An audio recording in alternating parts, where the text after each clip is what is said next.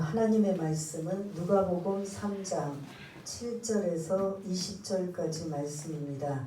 제 성경으로는 신약성경 92쪽에 있는 누가복음 3장 7절에서 20절까지 말씀을 우리 다 찾으신 줄 알고 우리 함께 한 목소리로 같이 읽겠습니다. 시작.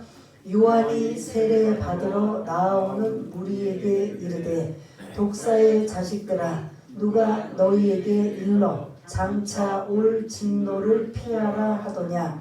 그러므로 회개에 합당한 열매를 맺고 속으로 아브라함이 우리 조상이라 말하지 말라. 내가 너희에게 이르노니 하나님이 능히 이 돌들로도 아브라함의 자손이 되게 하시리라.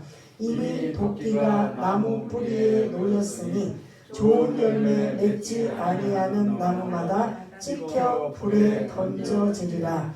무리가 물어 이르되 그러면 우리가 무엇을 하리이까?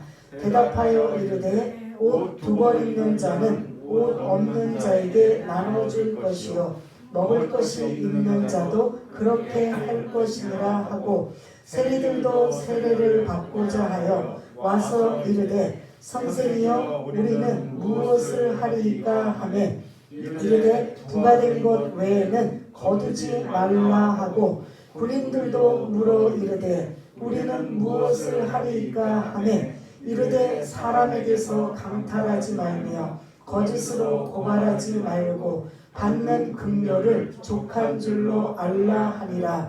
백성들이 바라고 기다림으로 모든 사람들이 요한을 혹 그리스도신가 심중에 생각하니 요한이 모든 사람에게 대답하여 이르되 나는 물로 너희에게 세례를 베풀거니와 나보다 능력이 많으신 이가 오시나니 나는 그의 신발끈을 풀기도 감당하지 못하겠노라. 그는 성령과 불로 너희에게 세례를 베푸실 것이요 손에 키를 들고 자기의 타작마당을 정하게 하사 알곡은 모아 곳간에 들이고 쭉정이는 꺼지지 않는 불에 태우시리라.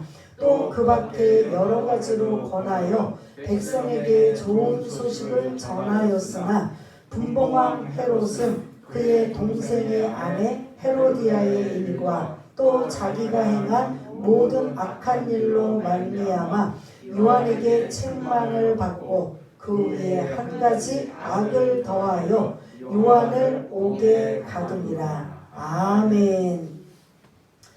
여러분들은 만일 짧은 나이에 내가 해야 될 귀한 사명을 감당하려면 시간을 어떻게 보낼 것 같아요?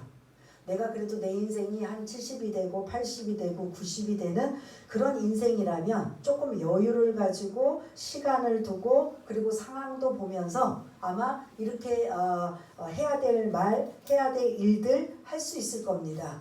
그런데 정말 짧은 시간이다 라고 한다면 어떨 것 같아요? 여유가 없지요. 느긋하지가 않지요. 오늘 세례 요한이 그런 사람입니다. 세례 요한은 오늘 이 마지막 20절 옥에 가두니라 라는 이 상황에 결국은 이제 어디로 가느냐면 단두대에 잘려 목이 잘려 죽게 되는 이제 마지막 모습이 됩니다.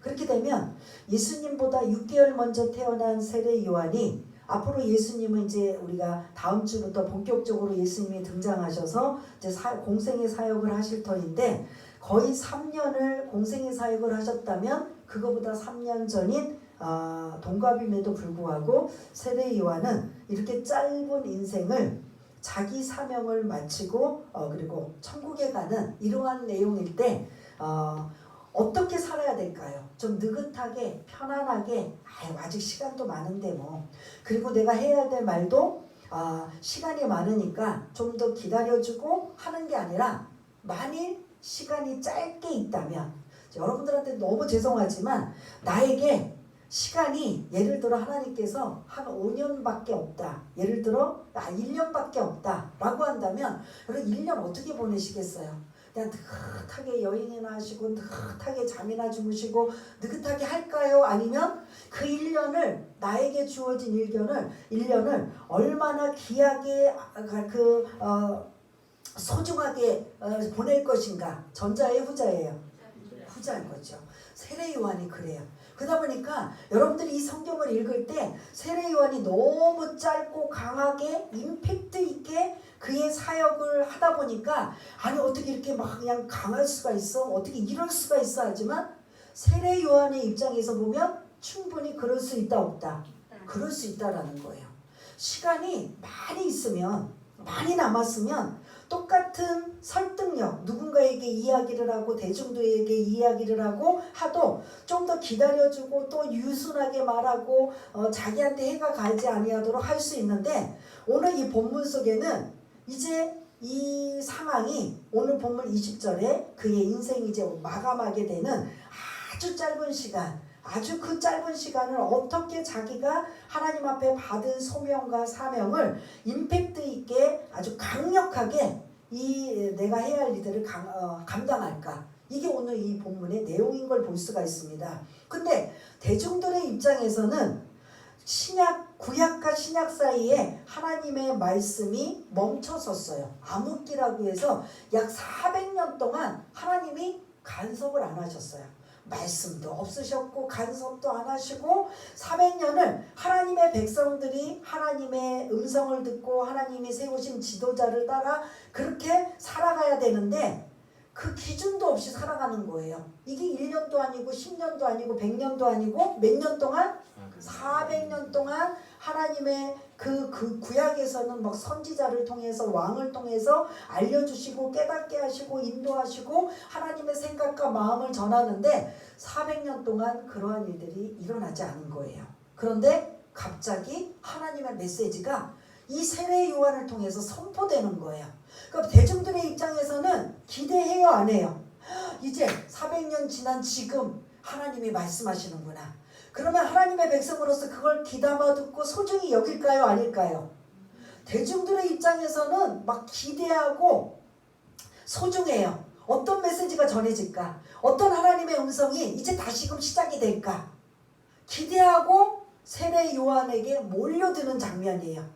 그런데 대중들은 그런 생각으로 몰려들지만 조금 전에 여러분들한테 선지예로 말씀드린 세례 요한의 입장에서는 자기 시간이 짧아요, 길어요? 아주 짧아요. 그 짧은 시간에 하나님이 자기를 왜 이 땅에 태어나게 하시고 어떤 사명을 주셨는가 이미 그는 뱃속에서부터 부모님을 통해서 태어나게 한 의도 이 천사를 통해서 우리가 알게 했던 거 이미 다 알잖아요. 그러한 세례 요한이기 때문에 그냥 일반 평범한 사람처럼 내가 수명 다할 때까지 그냥 내 할 일 하고 그냥 살리라 이런 상황의 세례 요한이 아니라는 거죠. 그래서 오늘 이 본문 속에서는 가장 짧고 그리고 강하게 그리고 임팩트 있게 대중들을 향하여 자기가 해야 될 말을 하고 있는 걸 볼 수가 있습니다. 여러분 너무 기분 나쁘실 7절 말씀이에요. 7절 그 세례 요한이 이제 자기가 얼마 남지 않는 그런 시간 속에 자기가 해야 될 일들 사명을 이제 대중들을 향해 대중들은 이런 마음이 아닌 거죠. 대중들은 하나님의 음성이 들려지고 이제 하나님의 우리에게 말씀하시는구나 막 기대와 소망과 이런 꿈을 가지고 세계하라 천국이 가까웠다. 그래서 요단강가에 많은 인파들이 지금 몰려있는 대중들이 있어요. 그러니까 여러분들이 먼저 그림을 그리시면 요단강이라는 그 강의 지역이에요. 지명. 그리고 그곳에 세례 요한이 하는 메시지를 듣기 위해서 많은 그 사람들이 지금 몰려들고 있는 상황이에요. 그래서 그 대중들은 이제 호기심 그리고 기대감 이런 하나님의 메시지가 들려진다라는 이러한 것들을 가지고 지금 대중들은 나왔단 말이에요. 세례 요한의 입장에서는 조금 전에 말씀드린 것처럼 짧은 시간에 자기가 해야 될 사명을 이제 마무리해야 되는 상황이기 때문에 제사함을 받게 하는 회개의 세례를 선포하는 3절의 말씀을 근거로 해서 모인 무리들을 향하여 7절과 같은 아주 강렬한 대중들이 듣기는 충격적이고 놀랄 일이고 기분 나쁜 선포를 7절에 해요. 도대체 7절이 무엇인가 읽었지만 우리 한번 7절 읽겠습니다. 시작. 요한이 세례 받으러 나오는 무리에게 이르되 독사의 자식들아 누가 너희에게 일러 장차올 진노를 피하라 하더냐. 아멘. 사실은 9절까지 지금 강력하게 이 메시지를 던지는 거예요. 대중들을 위한 메시지는 오늘 본문에서는 마지막이라고 볼 수가 있는데 칭찬과 권면과 위로와 소망의 말씀 같아요? 7절 말씀이 우리 지금 읽은 거? 아닌 거죠. 강하게 책망의 말씀이에요. 근데 성경은 우리 디모데전서 3장이나 히브리서 보면 모든 성경은 하나님의 말씀으로 감동된 것으로 교훈과 그 다음 뭘 것 같아요? 교훈, 책망, 바르게 함, 의로 교육하기에 유익한 말씀이 성경이에요. 근데 그 중에 오늘 세례 요한이 하나님의 말씀을 담대하게 책망의 말씀으로 지금 시작하고 있는 걸 볼 수가 있어요. 그들이 가장 듣기 싫어하는 욕 중에 욕이 오늘 본문에 나와요. 어떤 욕이에요? 자식은 뭐예요? 어른이 아니죠. 그 다른 말로 뱀 새끼들아, 마귀 새끼들아. 그 대중들에게 제사함을 받게 하는 회개를 선포하며 천국이 가까웠다. 너희들 세례를 받아야 된다. 제사함을 받게 하는 회개의 세례를 받아야 된다고 막 다니면서 해서 이제 그 많은 사람들이 그 요단강가에 세례를 받으려고 모여든 그들을 향해 위로와 권면과 소망과 이러한 말씀이 아닌 강력한 책망의 말씀으로 이 마귀 새끼들아, 이 뱀 새끼들아, 이들은 하나님의 백성이기 때문에요. 마귀 완전히 반대잖아요. 마귀 새끼들아라면 얼마나 기분 나쁠까요? 그냥 하나님의 백성 아니고 이방 사람들에게도 이 마귀 새끼들 하면 기분 좋아요, 나빠요? 나쁠 터인데 하나님의 자녀인 하나님의 백성인 이들을 향해 이 마귀 새끼들아, 이 뱀 새끼들아라고 막 하면 이 대중들이 기대와 그리고 그 소망을 가지고 나온 그들은 지금 막 한때 그냥 그 얻어맞은 것처럼 충격적인 지금 설교를 세례 요한의 설교를 지금 듣고 있는 거예요. 이 설교는 이들에게만 하는 게 아니라 사실은 우리들에게도 마찬가지인 거죠. 우리가 신앙생활 하면서 우리가 깨닫지 못한다면 오늘 이 7절 말씀처럼 이 마귀의 새끼들아, 마귀의 자녀들아 하면서 강력하게 지금 세례 요한이 자기의 마무리 사역을 지금 하고 있는 이러한 모습을 볼 수가 있는데 거기 뒷부분에 뭐라고 나오냐면 누가 너희에게 일러 말해줘서 장차 올 진노를 피하라 하더냐? 누가 그렇게 말했느냐? 라고 지금 해요. 그러면서 이제 8절 그러므로 너희에게는 회개를 하는데 회개에 합당한 열매를 맺어야 된다. 그리고 너희들이 이야기를 들을 때 속으로 우리가 하나님 우리 조상이 아브라함이고 그 조상의 혈통으로 말미암아 우리는 하나님의 백성인데 무슨 쓰잘데없는 소리야? 라고 생각하는 사람 그것까지도 깨트리고 너희들 그러한 아브라함의 조상이라고 너희들이 구원받는 하나님의 백성이 아니다 라고 오직 믿음의 계보만 하나님의 백성이지 혈통의 계보는 절대로 하나님의 백성이 아니다라는 걸 강력하게 8절에 언급하면서 9절 이미 도끼가 나무 뿌리에 놓였으니 좋은 열매 맺지 아니하는 나무는 나무마다 찍혀 불에 던져지리라 라는 이러한 7절 8절 9절에 강력한 듣는 사람으로 하여금 기분 나쁠 만한 강력한 임팩트 있는 설교를 이들에게 지금 하고 있는 거예요. 그래서 이 안에 담겨져 있는 게 뭐냐면 회개하라는 거예요. 너희들 지금 신앙생활하고 있을 때 목사도 마찬가지고 간수 집사님, 권사님, 장로님 마찬가지로 나는 아니지요가 아니라 너희들 다 회개하라는 거예요. 그러면서 회개만 끝나는 게 아니라 8절에 보면 회개에 합당한 열매를 맺어라. 오늘 제목의 말씀이에요. 회개에 합당한 열매를 맺어라. 만약 그 열매를 맺지 않으면 불에다 찍어 던져버릴 것이다 라는 강력한 메시지가 세례 요한에게는 그래서 이걸 묵상하면서 아까도 말씀드린 것처럼 대중들이 그렇게 몰려와서 뭔가 희망과 소망과 이런 그 기대감을 가지고 나온 그들에게 좀 더 다른 버전으로 다른 언어로 좀 똑같은 내용이라도 좀 다르게 말하면 얼마나 좋을까? 우리는 거의 사람들을 눈치를 보고 사람들에게 그런 시선과 의식을 갖게 되면 이렇게 7절처럼 강력하게 못한다라는 거죠. 여기 계신 분들, 제가 이 말씀을 근거로 해서 여러분들은 독사의 자식들이라고 그러면 에이 기분 나빠, 나 갈 거야.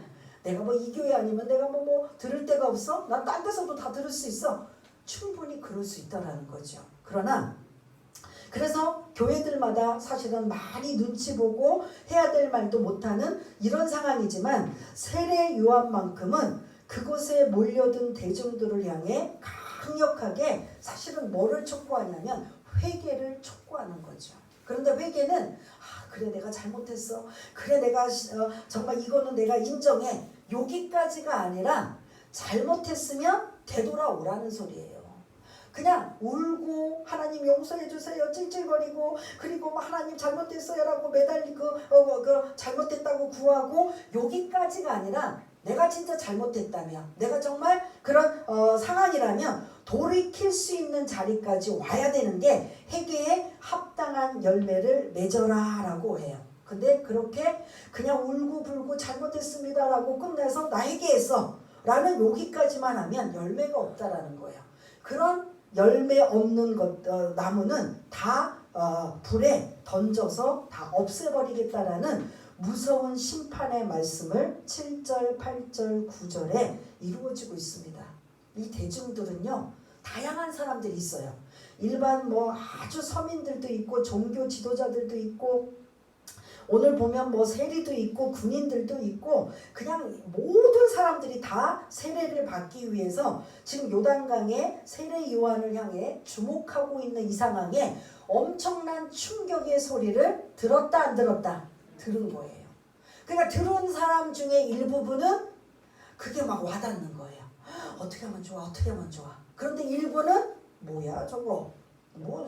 제3을 받게 하는 회개의 서류를 받으라고 해서 받으러 왔더니 지금 우리에게 뭐 하는 짓이야? 하는 일 다 100%가 수긍하고 받아들이는 건 아닌 거죠. 근데 오늘 본문에는 나오진 않지만 마태복음 3장에 보면 이 세례 요한이 이 상황을 기록할 때 거기에는 누가 등장하고 있느냐면 종교 지도자들의 권력층인 바리새인과 사두개인들이 거기에 많이 있다라고 해요. 그러면 마태복음을 근거로 해서 오늘 누가복음의 이 대중들에는 종교 지도자들, 현재 그 종교 권력자들과 그리고 그런 세상의 권력자들 이런저런 사람들이 지금 대중들이 세례 요한에게 세례를 받기 위해서 많이 몰려있을 때 이 7절, 8절, 9절처럼 강력하게 지금 회개하라 그리고 회개에 합당한 열매를 맺어라 라고 지금 이게 선포하는 거예요. 세례 요한은 자기의 그 마지막이라고 볼 수 있는 상황이다 보니까 지금 사람들의 귀가 듣기 좋게 기분 좋게 설득시키는 게 아니라 그냥 영권을 가지고 강력하게 선포하는 거예요. 그러면 뭐예요? 요한계시록 보면 들을 게 있는 자는 뭐해라? 들으라는 소리예요. 들으면 내가 그 말씀이 자꾸 마음에 부딪히면 그게 막 부딪히고 회개하고 어떻게 살아야 되는가 이런 일들이 일어난다는 거죠. 그러나 다 100%는 아니겠지만 그래서 10절부터 14절까지는 반응이 나와요. 그렇게 막 강력하게 대중들을 향해서 이 독사의 자식들아 너희에게 이제 다가올 그 하나님의 심판을 피할 수 있는 줄 아느냐? 너희들이 아브라함 자손이라고 너희들의 혈통이 아브라함의 혈통이라고 절대로 그거 가지고 구원 못 받아. 너희들이 구원받으려면 회개에 합당한 열매를 맺어야 돼. 그것만 그냥 강력하게 메시지를 선포하니까 거기에 10절에 보면 그렇게 많은 종교 지도자들 막 그냥 다양한 사람들이 섞여 있을 때 그 중에 일부 무리가 10절 한번 읽어보겠습니다. 다 같이 시작. 무리가 물어 이르되 그러면 우리가 무엇을 하리이까? 아멘. 그들이 이제 막 그 말에 마음에 막 그냥 와닿는 거예요. 강력한 임팩트 있는 막 그냥 강력한 설교, 그리고 우리를 막 책망하고 야단을 치고 막 하는 이 설교가 확 와닿으니까 그럼 우리 어떻게 해야 돼? 어떻게 해야 회개에 합당한 열매를 맺을 수 있어? 어떻게 해야 돼? 그리고 이제 세례 요한에게 지금 질문을 다시 던져요. 그럼 우리 어떻게 해야 됩니까? 지금 7절, 8절, 9절처럼 회개에 합당한 열매를 맺으라고 막 강력하게 독서를 지금 날리며 지금 우리를 강하게 책망하고 있는데 그럼 우리 어떻게 살아야 회개에 합당한 열매를 맺을 수 있습니까? 라고 그 질문이 10절이에요. 그랬더니 11절에 세례 요한이 뭐라고 했는지 대답이 나와요. 11절 한번 읽겠습니다. 시작. 대답하여 이르되 옷 두 벌 있는 자는 옷 없는 자에게 나눠줄 것이요 먹을 것이 있는 자도 그렇게 할 것이니라 하고 아멘. 너희들 옷 두 벌 있으면 나눠줘. 먹을 거 있으면 나눠줘. 지금 여러분들 옷 두 벌 이상 있는 사람 두 벌 없는 사람 있으면 손 한번 들어보세요. 홍성환 집사님 손 드시셨는데 나는 옷이 두 벌도 없습니다 라고 하는 사람 아마 여러분들 입든 안 입든 집안에 있는 옷장 안에 다 끄집어내면 수십 벌 수백 벌 있을 것입니다. 그런데 이 당시는 정말 찢어지게 가난할 상황이에요. 앞에서 우리가 지난주 말씀 나눴잖아. 1절 2절 그런 정치적인 사회적인 이런 종교적인 상황에 결국은 부패하고 타락하고 변질되면 누구만 고생해요? 그 사회에서? 누구만 힘들게 어렵게 살아요? 위에서 다 그냥 엉망이면 밑에 있는 아주 서민들 그런 사람들이 그냥 고통당하고 있는 이런 모습을 볼 수가 있는데 이 당시는 옷 두 벌 있는 자도 별로 없을 때라는 소리예요.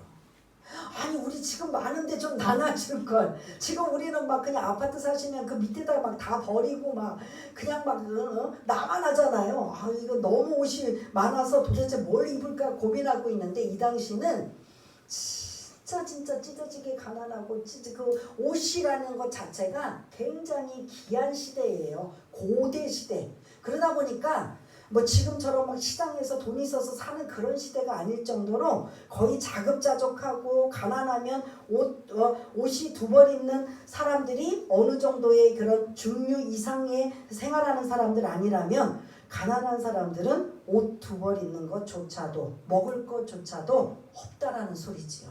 그런 무리들을 향해 너희들 회개에 합당한 열매를 맺기를 원해? 예, 우리가 무엇을 해야 됩니까? 그러면 옷 두 벌이 있다면 한 벌 나눠줘. 이 옷 두 벌이 또 뭔지 아세요? 겉에 있는 외투 막 좋은 게 아니라 속옷 두 벌을 갖고 있는 자 한 벌 하나 주라는 소리야. 그러면 속옷이 없는 자도 있다 없다?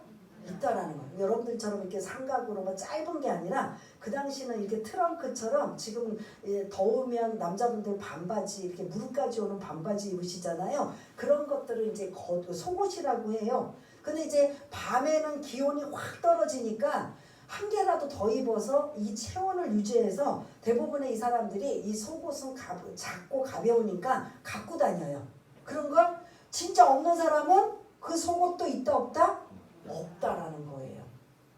그럼 세례 요한이 야, 옷 두 벌 있는 사람 한 벌 나눠줘. 그 말은 지금 우리가 겉을 여러분들이 교회 오시려고 예쁘게 그렇게 꾸미고 오신 그런 겉옷을 말하는 게 아니라 속에 보이지 않는 남루하다 할지라도 그것도 못 입고 오는 사람이 있단 말이에요. 그런 사람들에게 나눠줄 만한 그러한 너희들의 마음 자세를 가지라는 거예요. 너희들이 먹을 거 좀 나눠주라는 거예요. 이 정도로 지금 우리는 막 먹을 게 너무 흔해가지고 어떻게 하면 잘 먹고 잘 살을까, 어떻게 하면 건강을 유지할까, 막 이렇게 웰빙으로 막 나이 드신 분들은 이제 그렇게 찾아서 먹는, 그래서 너무 많이 먹어서 막 그냥 병에 걸릴 정도의 지금의 상태가 아닌 아주 옛날에 먹을 것도 없고 입을 것도 없는 그 시절에 그 먹을 거 너희들이 여유가 있다면 다른 사람들도 나눠줄 수 있는, 이게 회개에 합당한 열매야. 하나님, 저는 지금 요거밖에 없고 요것만 가졌는데 제가 이것 가지고도 살기가 힘들어요. 그리고 하나님 뭐 어쩌고 저쩌고가 아니라 지금 당장 먹을 게 있어? 옷 두 벌 있어? 근데 지금 여러분들 지금 우리 정서로 보면 옷 두 벌은 많은 거예요? 아닌 거예요? 이거 또 갈아입어야 되잖아요. 또 입어야 되는 거잖아요. 근데 그것조차도 나눠주라는 소리예요. 그만큼 그 당시는 지금 우리가 상상할 수 없는, 마치 우리가 제일 공감할 수 있는 때가 언제일 것 같아요? 6.25 터지고 나서 모두가 전쟁 고아 막 가난 이런 시절에 그 나누어줘라 먹을 거 줘라 하면 공감이 되겠죠. 지금은 먹을 거 줘라 잘못 주면 요거도 먹어요. 좋아하는 건지 아닌지, 옷도 잘못 주면 요거도 먹어요. 인격도 혹시 상대방 무시당할까봐. 지금 오히려 그런 상황인데, 그 당시는 인격, 취향 이게 중요한 게 아니라 그냥 내 생명을 유지하는 옷, 생명을 유지하기 위한 먹을 거, 이런 상황이다 보니까 이런 것도 그 당시에 없는 사람이 너무 많으니까 너희들이 지금 우리가 그럼 어떻게 해야 됩니까? 할 때 그것부터 나눠줘. 그게 회개에 합당한 열매야. 너희들이 진짜 해주기를 원한다면. 그랬더니 두 번째 13절에 보면, 12절에 보니까 누가 또 세례 요한에게 우리가 어떻게 해야 됩니까? 라고 한 사람의 직업군이 누구예요?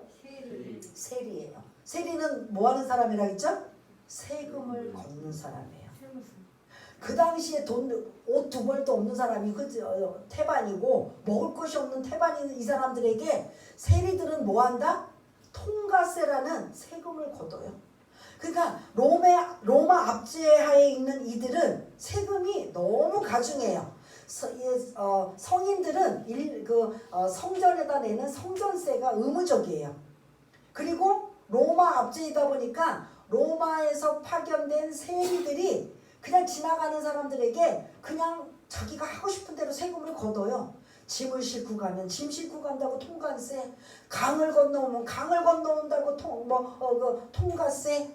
그래갖고 그 세금을 너무 과도하게, 돈도 없는데 먹을 것도 없는데 옷도 없는데 그들에게 세금을 걷으라고 하면 백성들은 어떨 것 같아요?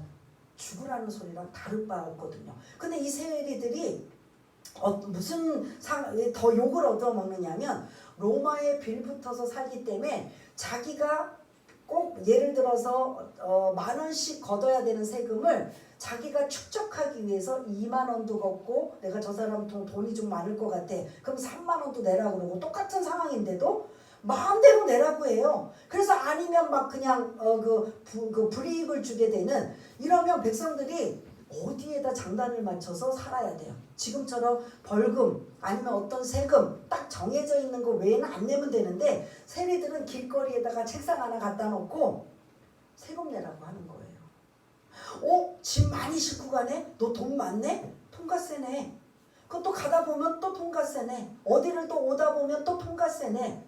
그러면 정말 힘들고 어려운 사람들이 이 세금에 허덕이다 보니까 그 세리들을 향해 백성들이 어떤 눈빛을 가느냐면 매국 놓은 거죠. 이들의 세금은 걷어서 어디다 주냐면 로마에다 바치는 거예요. 이스라엘 사람들이. 그리고 그 세금을 거둘 때 자기의 생활복, 예를 들어서 10,000원이면 15,000원, 20,000원 이상을 걷어서 자기가 착복하는 거예요. 나머지 10,000원은 로마에다 바치고. 자기는 그렇게 친다면 다른 사람들은 어떻게 하는 거죠? 그러니까 삭개오나 나중에 나올 때 그들을 향해 백성들은 뭐라고 해요? 매국 놓고 막 사람 취급을 안 해요. 그렇게 할 정도로 이 세리들이 그때 막 세례 요한의 강력한 설교를 듣고 우리는 그럼 어떻게 해야 됩니까? 라고 지금 13절, 12절에 질문을 던져요. 그랬더니 13절 뭐라고 대답하죠? 세례 요한이 세리들을 향해 13절 시작. 이르되 부과된 것 외에는 거두지 말라 하고. 아멘. 10,000원을 로마에 바친다면 너희는 10,000원만 내라는 거예요. 왜 15,000원 받고 13,000원 받고, 그래서 막 상대방이 없다고 실갱이 하면 그래 그러면 얼마만 줘, 그리고 타협해서 받고 막 그 세리들만 보면 사람들이 돌아갈 정도로 그렇게 힘들게 어렵게 하는 자들이 세리들이란 말이에요. 이런 세리들이, 그러면 세례 요한이 야 니네 세리들 때려치워. 니네는 지금 우리나라 이스라엘을 위해서 지금 하는 게 아니라 로마에 빌붙어서 하고 있잖아. 즉 그렇게 말해요, 안 해요? 그렇게는 안 하지만 과도한 세금은 받지 말라는 소리예요. 이게 너에게 회개에 합당한 열매다. 세리를 향해 말해요. 그 다음에 14절. 그냥 세례 요한이 이 군인들에게 말하는 게 아니라 본인들이 먼저 지금 세례 요한에 요구하는 거예요. 우리는 그럼 무엇을 해야 됩니까? 하나님의 진노, 하나님의 심판을 면하기 위해서는 회개에 합당한 열매를 맺기 위해서 우리 뭐 해야 돼요? 하고 무리들이, 세리들이, 그리고 세 번째 군인들이 지금 14절에 질문하고 있습니다. 그거에 대한 답이, 질문과 답이 14절에 나오는데 우리 한번 14절 한번 읽겠습니다. 시작. 군인들도 물어 이르되 우리는 무엇을 하리까 하매 이르되 사람에게서 강탈하지 말며 거짓으로 고발하지 말고 받는 금료를 족한 줄로 알라 하니라. 아멘. 여기서 군인들은 왜 갑자기 생뚱맞게 나오나? 종교 지도자들의 그런 지켜주고 보호해주는 수비병들이 군인이고, 그리고 로마 헤롯 안티파스의 그런 부하들인 군인들, 그러다 보니까 이들까지도 세례를 받기 위해서 요단강에 지금 모여 있는데 그들이 지금 자기들이 회개하고 자복하는 마음으로 그럼 우리는 어떻게 해야 회개에 합당한 열매를 맺을 수 있습니까? 너희들 늘 하던 거 다른 사람들에게 강탈하지 마. 강탈이 뭔지 알죠? 빼앗지 말라는 소리예요. 그 다음에 거짓 고발하지 마. 이들이 거짓 고발하면 군인들의 말만 믿어서 많은 사람들이 피해를 본다라는 소리예요. 거짓 고발하지 마. 그리고 너희들이 받는 월급으로 족하게 살아. 그게 너희들의 회개에 합당한 열매야. 그러면 무리들, 세리들, 군인들 보면 거창해요? 안 거창해요? 회개에 합당한 열매를 맺으라고 했는데 도대체 그게 무엇입니까? 라고 했더니 무리들을 향해서는 2벌 있으면 나눠줘. 먹을 거 있으면 좀 나눠 먹어. 그 다음에 세리들에게는 과도한 세금 매기지 마. 군인들에게는 강탈하지 말고 거짓 고발하지 말고 그냥 너희들 받는 금료로 살아. 이게 거창해요? 안 거창해요? 이게 우리 각자의 삶 속에 내가 회개에 합당한 열매의 모습이라는 거죠. 너 세리 그만둬. 군인도 하지마. 이게 아니라 현재 너의 처해 있는 삶의 현장에서 다른 사람들을 아프게 하고 힘들게 하고 어렵게 하는 이러한 피해를 주지 마라. 이왕이면 나눠주고 그리고 그들과 함께 할 수 있는 그런 자들이 되라 라고 이 14절까지 세례 요한이 강력하게 막 선포하고 있어요. 영권이 있다 보니까 많은 사람들이 그 영권에 어떻게 돼요? 움직이고 듣고 이게 이제 그 책망도 감당하는 거죠. 그랬더니 많은 사람들이 이런 일 이후에 15절부터 17절까지를 뭐라고 하면, 특별히 우리 한번 15절 한번 읽어볼까요? 시작. 백성들이 바라고 기다림으로 모든 사람들이 요한을 혹시 그리스도신가 신중에 생각하니. 아멘. 제가 신은 없는데 혹시라고 했어요. 사람들이 이렇게 강력하게 요한이 하는 이러한 행동과 말을 보고 혹시 저 사람이 누굴까? 이스라엘 백성들이 이 그리스도를 기다려요? 안 기다려요? 기다려요. 메시아를 기다려요. 우리에게 소망은 그리스도밖에 없는 거예요. 구원자 메시아밖에 없는 거예요. 그런데 구약에 그 그리스도를 보내주신다는 약속을 하셨기 때문에 이제 그게 계속 백성들이 고통을 당하고 그냥 편안하고 안락할 때는 이게 별로 안 기다려지는데, 우리가 지난주 1절과 2절에 로마 황제 그리고 이스라엘을 4조각으로 나눠서 지도자들이 있고 그 다음에 그 종교 지도자 2명 가야바 안나스라는 종교 대제사장들이 이 7명의 등장인물이 모두 다 백성을 위한 사람들이다 아니다? 아닌 거예요. 핍박하고 탄압하고 착취하고 강탈하고 그러면 자기네들은 배불릴 수 있지만 백성들은 어떻게, 그런 시대에 살면 백성들은 어떨 것 같아요? 죽을 만큼 힘들죠. 그렇게 죽을 만큼 힘들 때 죽지도 못해요. 그러면 뭘 생각할까요? 성경 말씀이 떠올라야 되는 거죠. 구약에서 우리를 위하여 누구를 보내주실 것이다? 메시아, 그리스도. 똑같은 소리예요. 그리스도를 보내주실 것이다. 이 그리스도는 헬라어고 메시아는 히브리어예요. 그리스도, 지금 우리는 더 와닿는 건 구원자를 보내주실 것이라는 큰 소망으로 이런 그런 착취와 탄압과 이 강탈과 죽을 만큼 힘든 상황의 백성들은 기다리고 있는데, 어라? 400년 만에 하나님의 음성이 들려지고 이렇게 강력하게 메시지를 선포하는 저 사람이 과연 우리가 기다리던 누구가 아닐까? 메시아 아닐까? 구원자가 아닐까? 라고 생각하는 거예요.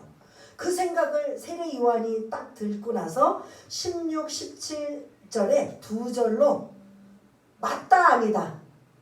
16절 우리 한번 읽겠습니다. 시작. 요한이 모든 사람에게 대답하여 이르되 나는 물로 너희에게 세례를 베풀거니와 나보다 능력이 많으시니가 오시나니 나는 그의 신발끈을 풀기도 감당하지 못하겠노라. 그는 성령과 불로 너희에게 세례를 베푸실 것이요. 아멘. 사람들이 혹 저 세례 요한이 메시아, 구원자, 그리스도가 아닌가? 라고 이렇게 생각하는 걸 듣고 난 다음에 그 생각을 대답하고 있는 게 16절, 17절이야. 결론적으로 기다 아니다.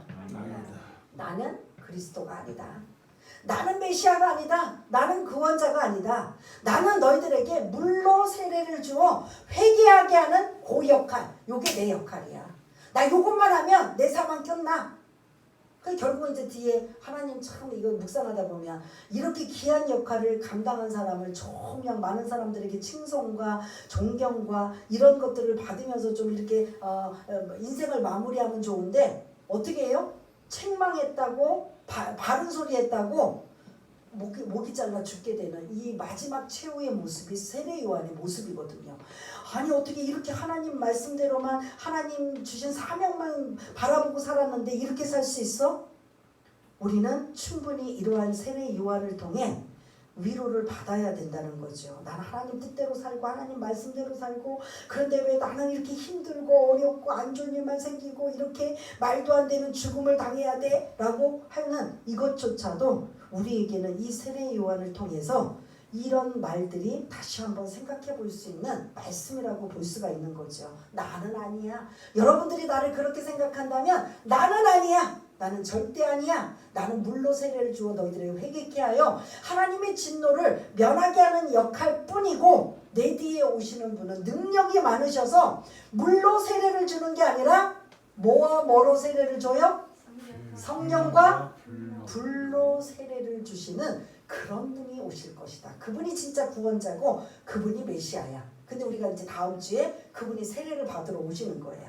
그 예수님이 성령과 불로 세례를 주실 그 예수님이 많은 대중들이 받는 세례를 세례 요한을 통해서 세례받는 장면들이 나오고 있는, 그래서 이제 역사의 뒤안길에 세례 요한이 이제 끝나는, 그 인생이 끝나는 이러한 모습을 볼 수가 있는데, 나는 물로 세례를 주는 역할, 여기서 끝나지만 그분은 성령과 불, 이게 다른 말로 뭐냐면요, 구원과 심판이라는 거예요.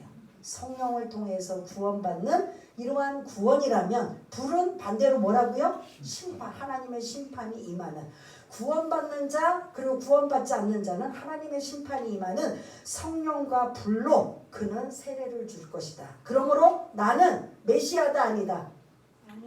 아니다. 이거를 지금 설명하고 있어요.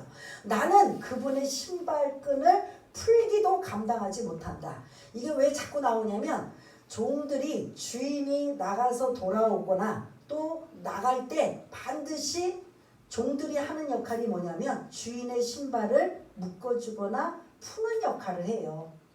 그러면 집에 좀 잘 사는 사람들이 좀 나가거나 다시 이제 또 집으로 들어올 때 신발을 벗었거나 신어야 되잖아요. 그럴 때 곧바로 누가 있느냐면 종들이 그 신을 묶어주든가 풀어주는 역할을 해요.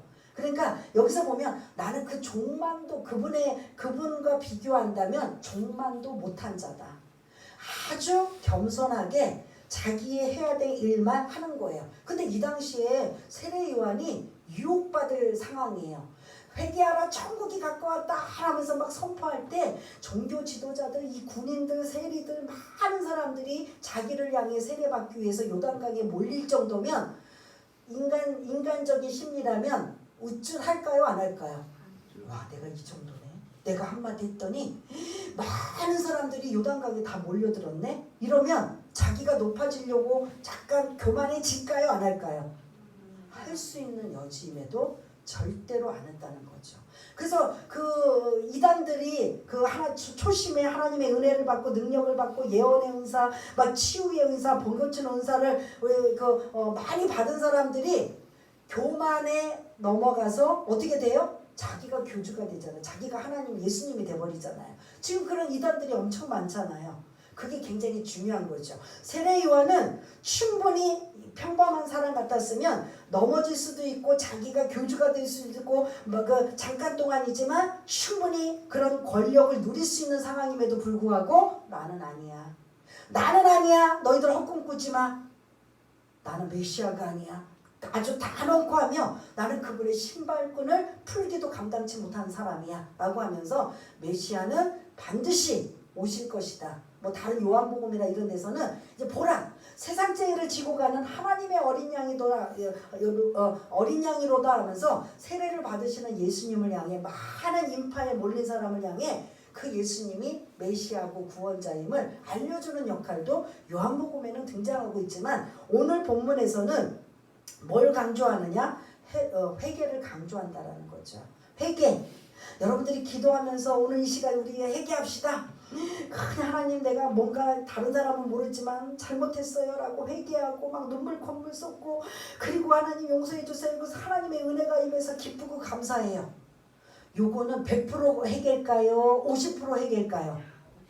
예? 말씀 좀 해보세요. 이성길 안주시다니 100%예요? 50%예요? 5%예요. 5%.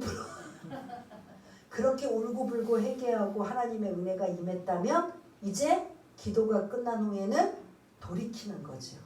내가 그런 어떤 기도를 했는지는 모르지만 하나님 앞에 나름대로 회개한 것들을 돌이키며 나눠주고 남을 아프게 안 하고 강탈하지 아니하고 거짓 고발하지 아니하고 자기 삶의 자리에서 내가 지금 하나님 보시기에 회개에 합당한 열매를 맺고 사는가 아닌가.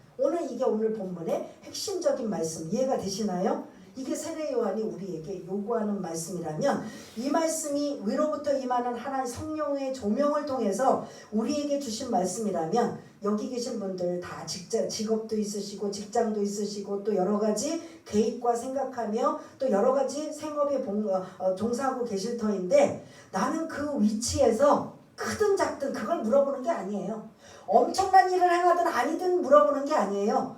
내가 어떤 부분에 부딪혀서 회개하였다면 회개에 합당한 열매를 맺고 사는가 이런 것들이 여러분들이 그 다음 단계까지 가야 되는 거예요. 그런데 어떤 분은 사실 그 회개라는 눈물 콧물 흘리며 하나님 잘못했어요. 요것도 안 하는 사람들이 많은데 사실은 그래도 또 경건하여서 기도하면서 하나님 제가 이 상황은 아닌 것 같은데 그리고 회개하고 고백하는데 사실은 그 단계도 반밖에 안 되는 거예요. 더 완벽한 건 회개에 합당한 열매를 맺을 수 있도록 내가 어떤 행동에 처하여서 오늘 본문에 근거하자면 누군가로부터 나누고 있는가. 내가 가진 거 나는 없는데요. 그래도 옷 두 벌은 있잖아요. 나 없는데요. 당장 일주일치 먹을 양식 있잖아요. 여러분들 집에 만약에 다 찾으면 누군가 내주면 그딱 일부러 막 가지고 나와서 여러분 오늘 말씀에 근거해서 부딪히니까 불편하니까 가져요 하는 게 아니라 내 주변에 진짜 막 어렵고 힘든 사람이 마음에 밟히고 있다면 무시하고 외면하지 말고 나눠줄 수 있는 마음을 가지라는 거예요.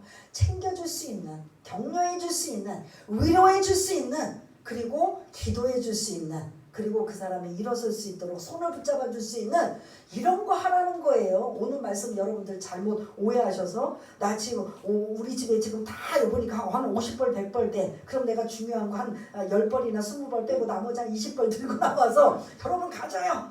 이렇게 하라는 게 아니라 내 주변에 인간관계를 맺고 있고 꼭 인간관계를 맺지 않아도 누군가 자꾸 신경이 쓰이고 불편하고 마음이 가면 그들에게 내가 할 수 있는 일들 그렇게 거창하게 대단한 게 아니라 할 수 있는 일을 하라는 이러한 말씀이 회개에 합당한 열매. 그러면 우리 모두는 이 말씀에 나는 없어요. 나는 건강도 안 좋아요. 나는 이래서 저래서요. 핑계댈 상황이 아무도 없다라는 거예요.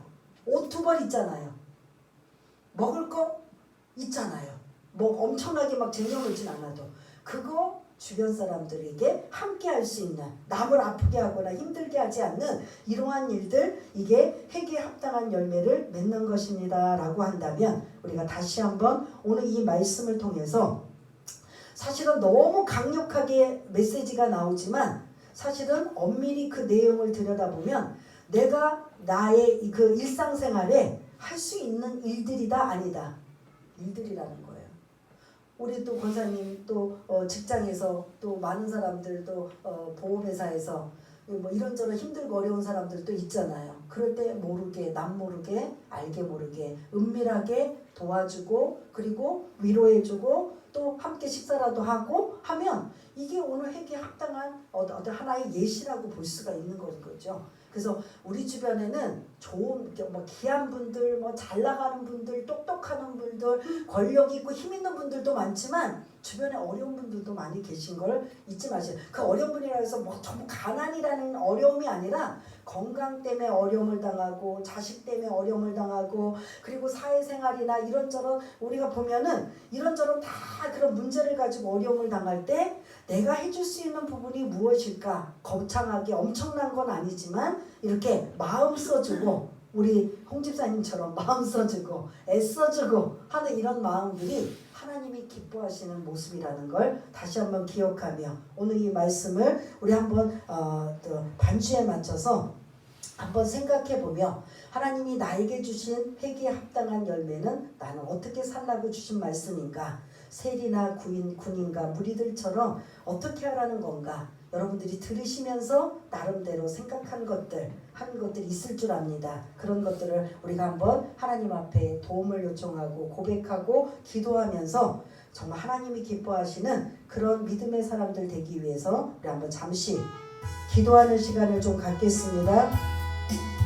하나님 아버지, 세례 요한이 많은 대중들을 향해 회개에 합당한 열매를 맺으라고 강력하게 책망하며 그들에게 요구했던 그 말씀들이 사실은 그 대중들이 우리의 모습이고 우리를 향한 말씀이라면 나는 어떻게 지금까지 살고 있었는가, 우리 자신을 돌아보아 혹시 내 주변에 어려움을 당하고 힘들어하고 그리고 여러가지 고통을 당하고 있는 자들에게 기도해주며 위로해주며 격려해주며, 혹시 나에게 가지고 있는 작은 것이라 할지라도 나누며 그들을 위로해 줄 수 있는 그러한 여유가 나에게 있었는가, 우리 자신을 한번 돌아보아 하나님이 기뻐하시는 믿음의 사람들, 이웃을 사랑하는 사람들, 나눔의 생활을 하는 사람들, 그런 사람으로 살아갈 수 있는 우리 모두가 될 수 있도록 주님 도와주시옵소서.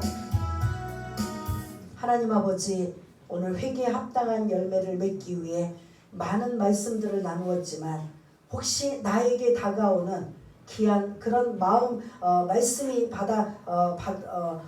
마음에 새겨지는 그런 말씀이 있다면 그 말씀을 붙잡고 고민하고 회개하여 나는 어떤 회개에 합당한 열매를 맺고 살아가는지, 그러한 삶을 순종하며 나아갈 때 하나님의 은혜가 임할 줄 믿습니다. 그 은혜로 넉넉히 살아갈 수 있는 귀하고 복된 분들 다 될 수 있도록 주님 도와주옵소서. 모든 것 감사드리오며 사랑이 많으신 예수님 이름으로 기도드리옵나이다. 아멘.